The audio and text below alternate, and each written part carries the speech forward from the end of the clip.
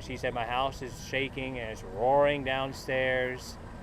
And you know, she's, her being in her later years, she didn't know what to do. And I was still talking to her, and then she got disoriented. It got in the water, and she almost got pulled out of the house because I heard her fighting to try to get out. I was like, no, you got to get out of the water. You stay where you are. And tell me what this house means to you. This is where I grew up for all my years. And, this is a house my mom and dad built together back in the early 80s or late 70s.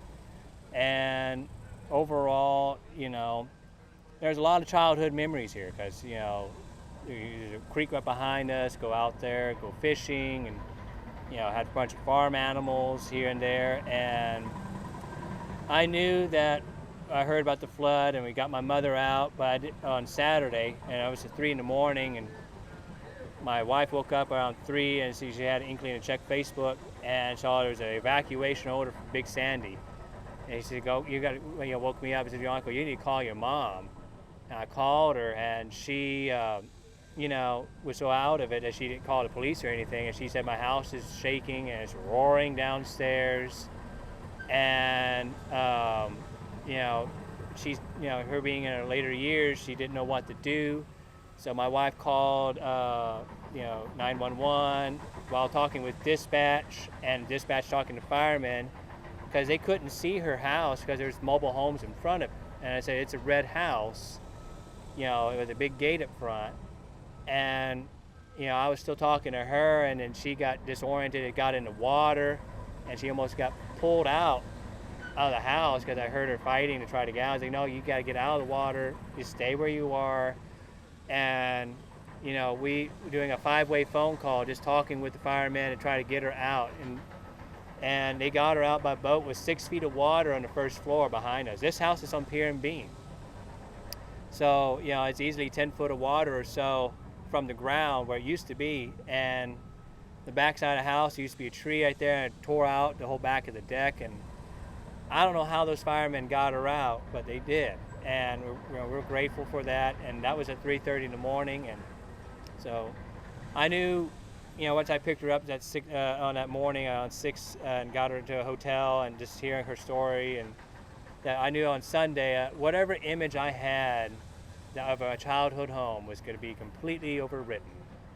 And, coming here to where there was cars literally against the front room and boats, and where we're at is probably under 10 feet or so of lumber from the all this debris, and cars and trucks all over the place. And, it's just, you're rewriting all what you grew up with overnight. And as we clean up this place here, because I know this house here didn't have insurance, so it pretty much almost saying goodbye to it as I go through it, because I know that there's so much damage that my mom will not be able to come back here probably.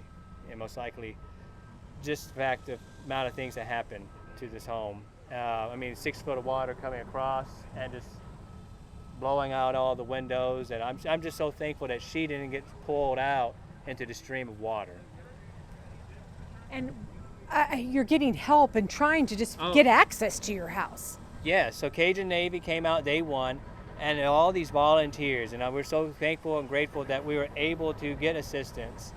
And Cajun Navy 2016, and just trying to make sense of what to do next, because I never been in a disaster or anything like that. So I was like, okay, I was asking John, the owner of Cajun Navy, I was like, okay, what do we do next? Because we got the live people out.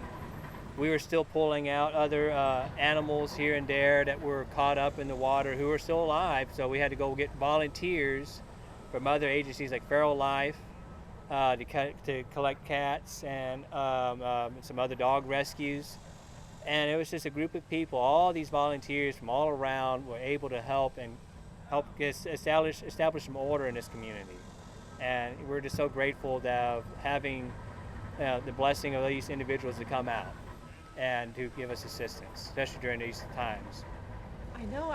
Could you even get to your house? I No. saw how much debris there was in the beginning. Oh no, we couldn't. The only way we could only access is through the floating deck that on the back side, and that was just a hazard. There's only a piece of steel holding up the whole corner of the house. So no, nothing legitimate. No, nothing safely.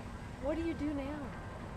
I'm just going to continue trying to work over here with John and KG Navy and all these other volunteers and these other companies, just to try to help get people's belongings back to where to go, because we had like 9 other cars here from up the street and 3 mobile homes from up the street. They're over here, and just work with the community in general, just try to get some order back out here. Thank you for watching. Please hit the subscribe button and get the latest news by downloading the CBS Austin News app.